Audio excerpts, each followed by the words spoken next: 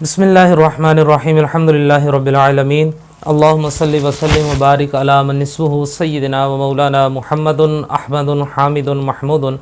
हबीबिकल नबिय्यिल उम्मिय्यि रऊफुर रहीम व अला आलिहि व अस्हाबिहि अजमाइन व बारिक व सल्लिम व सल्लि अलैहि। हमारे कादरी प्रोडक्शन ऑफिशियल चैनल के मोअज़्ज़िज़ सामीन कराम, अस्सलामु अलैकुम व रहमतुल्लाहि व बरकातुहू। उम्मीद है कि आप सब खैरियत से होंगे। अल्लाह रब्बुल इज़्ज़त आप सबको अपने हिफ्ज़ व अमान के अंदर रखे। अल्लाह ताला आप सब की तकलीफ़ों को, मुसीबतों को, परेशानियों को अपने प्यारे हबीब आक़ाए दो आलम, शफ़ी मुअज़्ज़म, नूर मुजस्सम, आक़ाए बनी आदम, आक़ाए दो जहां, सरवर सरवरा, फ़ख्र मौजूदात, नबी आखिरुज़्ज़मा, आक़ा मुहम्मदुर रसूलुल्लाह सल्लल्लाहु ताला अलैहि वसल्लम के तवस्सुल से और आपकी आल पाक के तवस्सुल से और इस पाक कलाम मजीद फ़ुरक़ान हमीद के तसद्दुक़ से अल्लाह रब्बुल इज़्ज़त आपकी उन तमाम तकलीफ़ों को, परेशानियों को, मुसीबतों को अल्लाह रब्बुल इज़्ज़त दूर फरमाए। हम सूरह आराफ की फ़जीलत के मुतल्लिक़ बात कर रहे हैं। सूरह आराफ कलाम मजीद फ़ुरक़ान हमीद के तरतीब के लिहाज से 7वें नंबर पर आने वाली सूरह मुबारका है और इसी सूरह मुबारका के अंदर कलाम मजीद फ़ुरक़ान हमीद का पहला सजदा भी मौजूद है। कलाम मजीद फ़ुरक़ान हमीद के अंदर अल्लाह रब्बुल इज़्ज़त ने बड़ी बरकतें रखी हैं और कुरान मजीद फ़ुरक़ान हमीद के अंदर अल्लाह रब्बुल इज़्ज़त ने वो बात भी मौजूद रखी है जिन कामों के लिए आपको बड़े बड़े पीर बाबों के पास जाना पड़ता है, हज़ारों रुपए आपको खर्च करने पड़ते हैं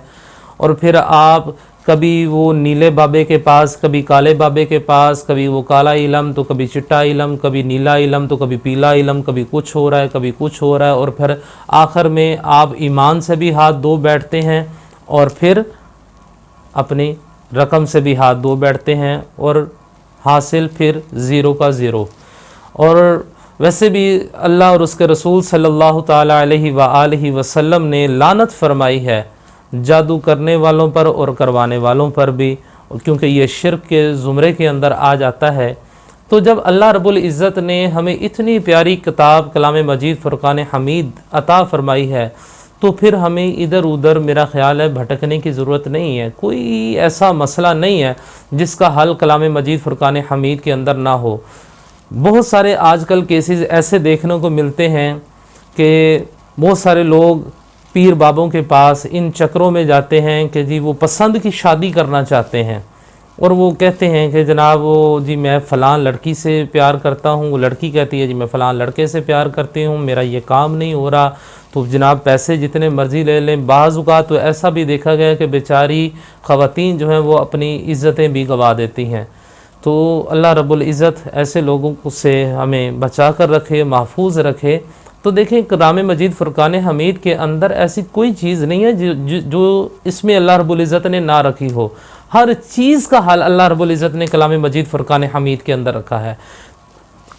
मसला सिर्फ ये है कि हमने कलाम मजीद फ़ुरक़ान हमीद को लपेट कर, ग़िलाफ़ के अंदर लपेट कर घर में एक ऊंचे कोने में रख दिया।